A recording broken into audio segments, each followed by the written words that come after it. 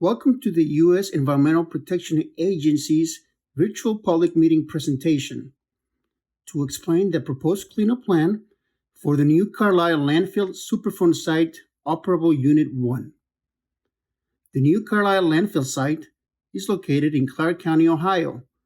My name is Adrian Palomeke, and I am the Community Involvement Coordinator for the site. Given the unique circumstances of the COVID-19 outbreak, along with our commitment to protecting public health during this national emergency, EPA changed the in-person public meeting to a virtual format to avoid in-person contact as recommended by CDC guidelines. This video is published in place of a public meeting, and the presentation in this video has the same information that EPA would have shared during an in-person public meeting. However, the public comment process will be a little different. Details on how to submit comments and how to have them addressed will be covered later on this presentation. All site information can be found on EPA's new Carlisle Landfill site webpage. EPA is publishing this video to ask the public to send us their comments on the proposed plan. This presentation has three essential purposes. First, to explain EPA's recommended cleanup plan for landfill media, landfill gas, landfill groundwater, and vapor intrusion potential at the site. Second, to provide information on the project status. And third, to solicit public comments on the proposed cleanup plan. This virtual public meeting presentation is being held in compliance with EPA's Superfund law. The transcript of this presentation is available on EPA's website at www.epa.gov/superfund/new-Carlisle-landfill. Following this virtual public meeting, EPA will proceed with the preparation of the record of decision for the new Carlisle Landfill Site Operable Unit 1. Your statements and comments will be addressed in this document and will be given full consideration in preparation of the final cleanup plan for the new Carlisle Landfill Site Operable Unit 1. Comments will be accepted in 4 ways. You may submit a comment by using the comment form on EPA's webpage at www.epa.gov/superfund/new-Carlisle-landfill. You may submit a written comment via email at palomeke.adrian@epa.gov. You may also submit a written comment by mail to Community Involvement Specialist Meg Musa at Tetra Tech Inc., 12334 Valley Vista Drive, Chesterland, Ohio, 44026. Or you may leave a verbal comment via voicemail at 312-353-6646. Comments must be received or postmarked within the 30-day comment period, which runs from August 17th to September 16th, 2020, to be part of the official public record. Remedial Project Manager Catherine Thomas will now share with us background information on the site and explain the proposed cleanup plan. Thank you for the introduction, Adrian. The new Carlisle landfill site is located in Clark County, Ohio, in a rural area surrounded by agricultural land and mixed residential and commercial industrial properties. It is located approximately 1.5 miles south of the city of New Carlisle, Ohio, and approximately 15 miles northeast of Dayton, Ohio. The outline of the parcel that encompasses the landfill is shown in the red outline. The site address is 715 North Dayton Lakeview Road. The parcel encompassing the new Carlisle landfill is outlined in pink. The new Carlisle landfill operated as an unlined municipal and commercial landfill from the 1950s until when operations ceased in the 1970s. Waste was deposited in celled areas of the landfill. As these celled areas were filled, a clay and gravel cover was placed over the landfill waste. Landfill waste is therefore not present at the surface of the property. The historical landfill waste area, outlined with a black and white dashed line, was identified using aerial photography from when the landfill was in operation. The landfill waste area is approximately 18.4 acres. 2 ponds exist at the new Carlisle landfill site. Pond 1 is located within the historical waste area, and Pond 2 is located southeast of the landfill, outside of the area that was used for historical operations. The new Carlisle landfill site includes the unlined former landfill and a volatile organic compound, or VOC, contaminated groundwater plume. VOCs are contaminants that evaporate in the air. The new Carlisle landfill site was divided into geographical areas, or operable units, referred to as OU1 and OU2. The geographic area OU1 is shaded in blue and is bound by the legal parcel boundaries of the landfill, outlined in pink, and the residential and commercial properties located between the landfill and North Dayton Lakeview Road. Groundwater flows south from the landfill property. EPA has completed the site remedial investigation, identifying the nature and extent of contamination and site risks, and a feasibility study evaluating different remediation options to address the risks at the site. The proposed cleanup plan for new Carlisle Landfill OU1 summarizes these risks and presents EPA's recommended remedy to address contamination at the site. As part of this proposed plan for OU1, EPA will address the landfill contents, landfill gas, on-site groundwater, as well as the vapor intrusion potential at residential and commercial properties. The proposed plan also includes land use controls that will ensure future protectiveness at the site. What are the risks at the site? As part of the site remedial investigation, US EPA conducted human health and ecological risk assessments to determine the potential risks to human health and the environment from exposure to site-related contaminants. The risks and pathways that will be addressed by the cleanup include human health risks from people ingesting or touching contaminants found in groundwater and vapor intrusion into residential properties. Ecological aquatic risks are also present in Pond 1, which is located within the historical waste area. The contaminants of concern at New Carlisle Landfill are VOCs, which are contaminants that evaporate into the air. In groundwater, the contaminants of concern are trichloroethane, or TCE for short, tetrachloroethane, or PCE for short, cis-1,2-dichloroethane, or cis-1,2-DCE, and vinyl chloride, or VC. The contaminants of concern in soil vapor and indoor air that may pose risks to human health at residential and commercial properties in OU1 are ethylbenzene, benzene, 1,2-dichloroethane, 1,4-dichlorobenzene, and 1,2,4-trimethylbenzene. While there is no direct contact risk to landfill contents or contaminated soil due to the existing clay and gravel soil cover, the landfill cover at New Carlisle Landfill does not meet current state and federal regulations. Site-related contamination has not been shown to pose risks to commercial, industrial, and residential properties located east of North Dayton Lakeview Road or to agricultural land north of the site.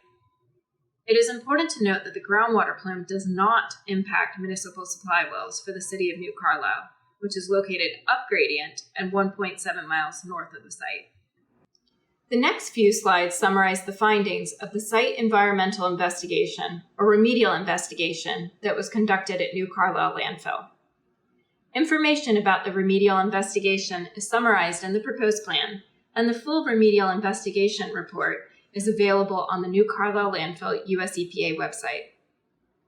The investigation of the landfill contents found that the clay and gravel soil cover placed on top of the landfill waste covered the entire historical waste area. The cover generally ranged from 4 to 5 feet, but was as shallow as 2 feet in limited locations. Using historical photography and information collected from soil borings, the waste footprint area is estimated at 18.4 acres. The landfill has significant vegetation on top. The landfill gas investigation found that elevated levels of methane were detected above the historical waste area.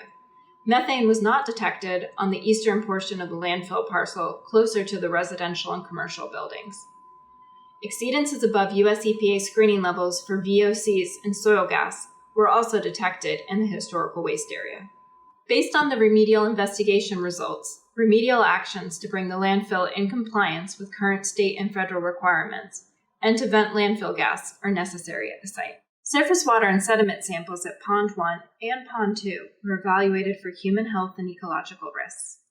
Pond 1, which is located in the historical waste area, was found to have potential ecological risks. The sampling results at Pond 2 were below screening levels. Based on sampling results, remedial action was found to be necessary only at Pond 1. Vapor intrusion, or the process by which chemicals in soil and groundwater migrate into indoor air, was assessed at the site.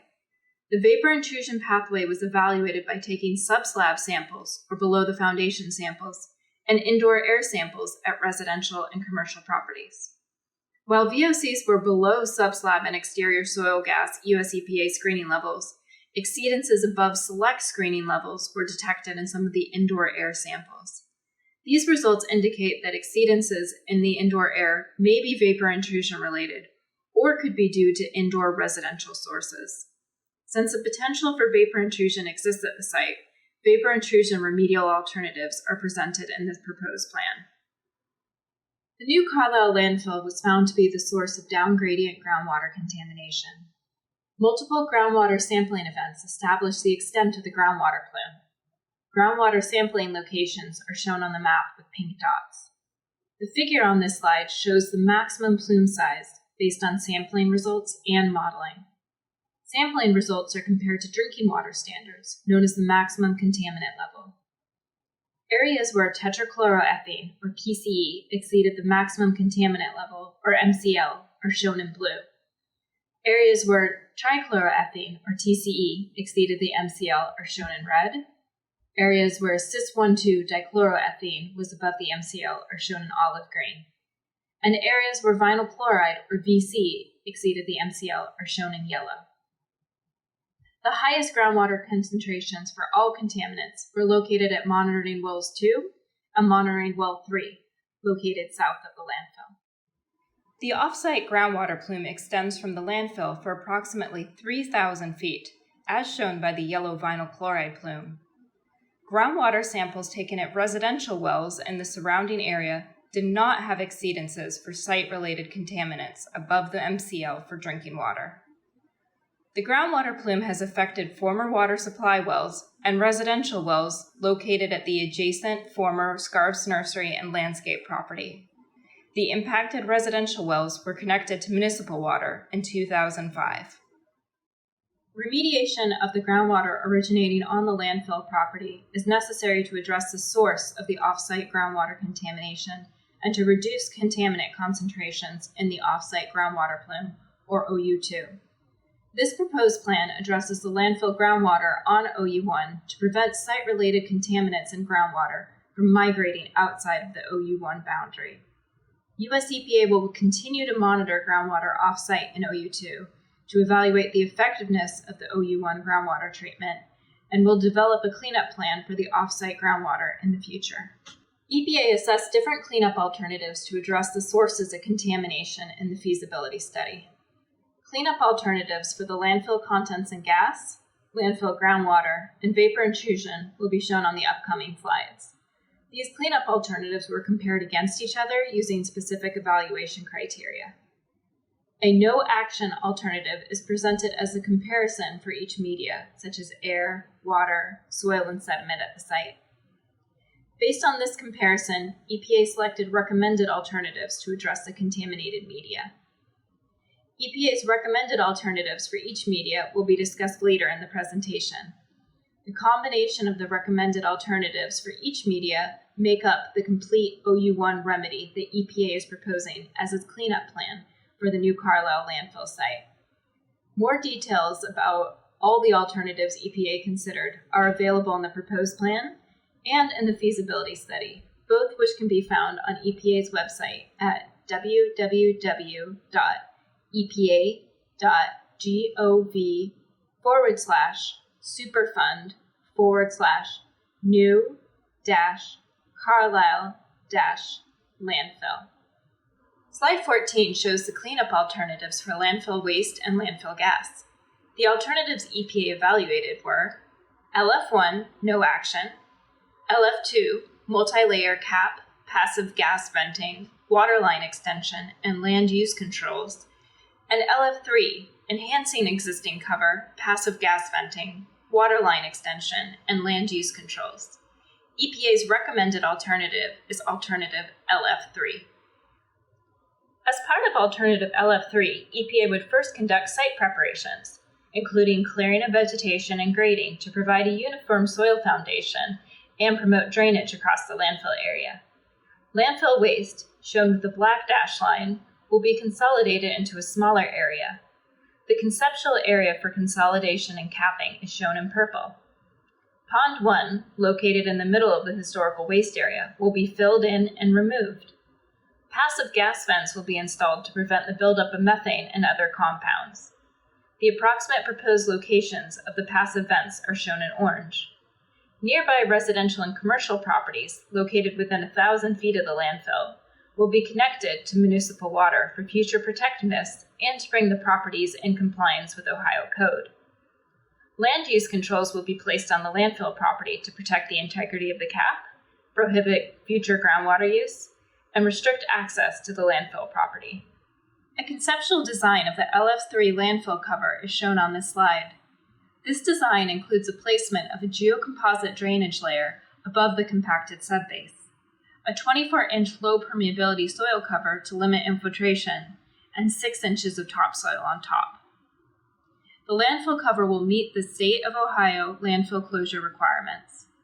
It is estimated that construction of the LF3 alternative will take approximately 2 months, with a capital cost estimated at $4.56 million. The total cost for 30 years of operation and maintenance is estimated at $6.08 million. Slide 17 shows the alternatives for landfill groundwater. The alternatives EPA evaluated were GW1, no action, GW2, in situ groundwater treatment using a permeable reactive barrier, or PRB, and GW3, groundwater extraction, treatment, and discharge. EPA's recommended alternative is alternative GW2. Within GW2, there are 3 sub-alternatives: GW2A, enhanced reductive dechlorination, GW2B, in situ chemical oxidation, and GW2C, in situ chemical reduction. EPA recommends conducting further pilot testing during the remedial design to determine which sub-alternative or combination of sub-alternatives would be most effective to treat groundwater at the site. Groundwater alternative GW2 uses in situ treatment or in-place treatment to break down groundwater contamination. A permeable reactive barrier, or PRB, is created by injecting amendments, or substances that break down contamination. These amendments are injected in a line that intercepts the path of groundwater flow. This conceptual drawing shows how a PRB would treat groundwater at the new Carlisle landfill. As the groundwater flows through the PRB, contaminants in the groundwater are broken down. As shown in this figure, the regional groundwater flow direction is south. Contaminated groundwater under the landfill is shown in orange. The PRB injection treatment points will be placed along the southern edge of the landfill. The treatment zone in yellow is where contaminated groundwater is broken down as it's treated by the injected amendments in the PRB. The groundwater that continues to flow south has been treated and will have reduced contaminant concentrations. Repeated treatments would be applied to the injection points along the PRB to ensure contaminants continue to break down with time. US EPA evaluated 3 different in situ treatments as part of GW2. GW2A uses enhanced reductive dechlorination, which is a targeted bioremediation method. Amendments like lactate or vegetable oil are injected along with microorganisms to accelerate the breakdown of contaminants. This breakdown procedure would work with the reducing environment that prevents oxidation in the aquifer. GW2B uses in situ chemical oxidation, which adds chemicals that oxidize contaminants to break them down. Commonly used chemicals are sodium permanganate or sodium persulfate, which are injected along with microorganisms. In order for in situ chemical oxidation to work at the site, the reducing environment would need to be overcome, which makes this method more difficult to implement at New Carlisle Landfill.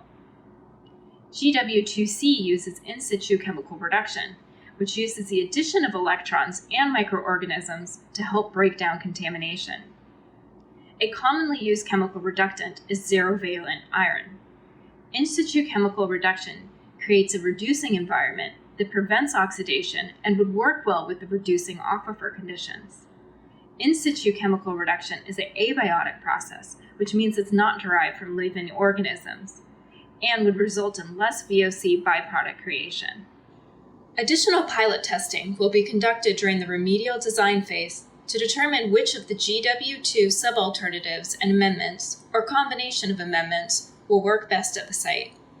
The GW2 groundwater remedy includes evaluating the existing monitoring well network, installing new monitoring wells, testing the groundwater on-site and off-site, and implementing land use controls to limit or prevent the use of groundwater.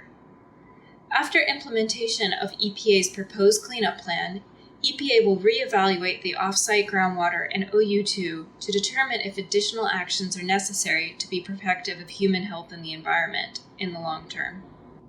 Each injection event of amendments will take approximately 3 months to implement.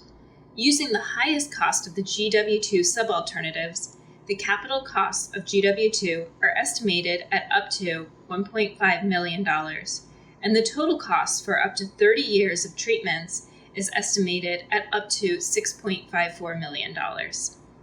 Slide 21 shows the alternatives for vapor intrusion. Since vapor intrusion potential exists at the site, EPA has included vapor intrusion remedies to address these potential risks and to ensure future protectedness at the residential and commercial properties directly adjacent to the landfill.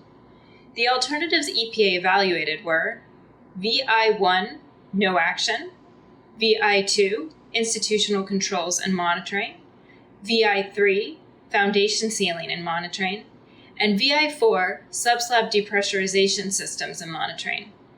EPA's recommended alternative is alternative VI4. Alternative VI4 would install subslab depressurization systems in the residential properties to actively remove soil gas from beneath the foundation and prevent soil gas from entering the house. The foundations would be sealed and a subslab suction point or extraction point would be installed. The extraction point is attached to a vacuum blower or fan that pulls the soil gas through the vents and then off gas into the atmosphere. Subslab depressurization systems are similar to radon mitigation systems and are commonly available and easy to implement. After installation, monitoring will continue to ensure proper operation of the subslab depressurization system. The capital costs of alternative VI4 are estimated at $88,000, with a total cost for 30 years of use and monitoring estimated at $381,000. Construction of the subslab depressurization systems would take approximately 2 weeks. When evaluating cleanup options, EPA is required by law to consider the 9 evaluation criteria, which include things like protection of human health and the environment, compliance with laws, effectiveness, implementability, costs, and state and community acceptance.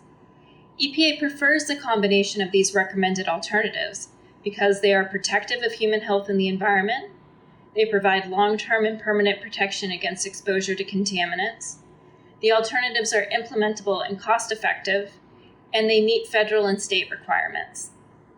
Based on the 9 evaluation criteria, EPA recommends alternative LF3 for landfill waste and landfill gas, which is enhancing the existing cap or cover over the landfill, installing vents to passively release landfill gas, and connecting properties to municipal water.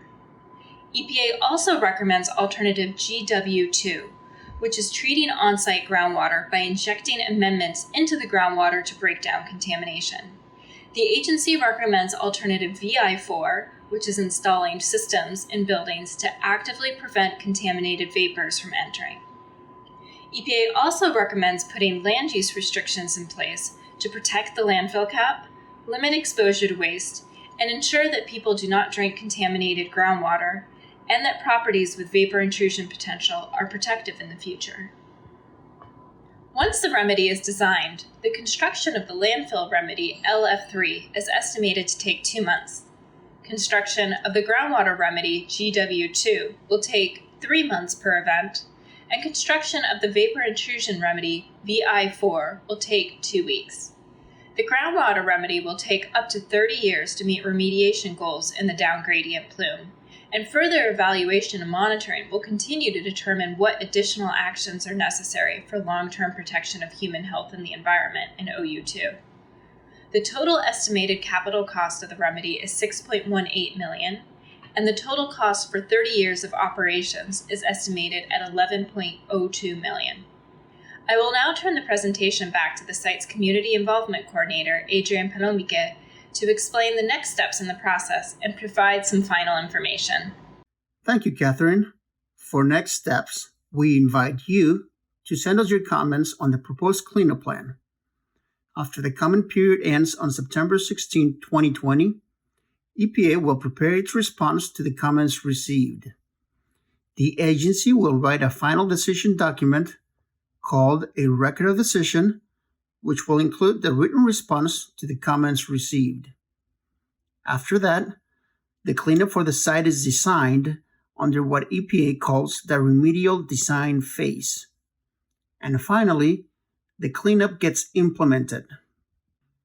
For more information about the proposed cleanup plan, please visit EPA's webpage at www.epa.gov/superfund/new-Carlisle-landfill, or you can contact EPA's Remedial Project Manager, Catherine Thomas, at thomas.catherine@epa.gov.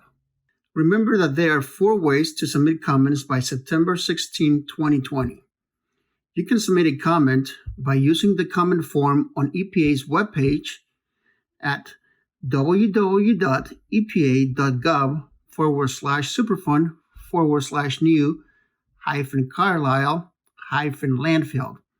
You may submit a written comment via email at palomeke.adrian@epa.gov.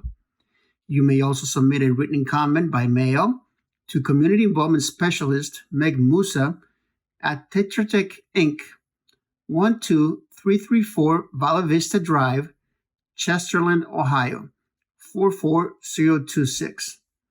Or you may leave a verbal comment by voicemail at 312-353-6646.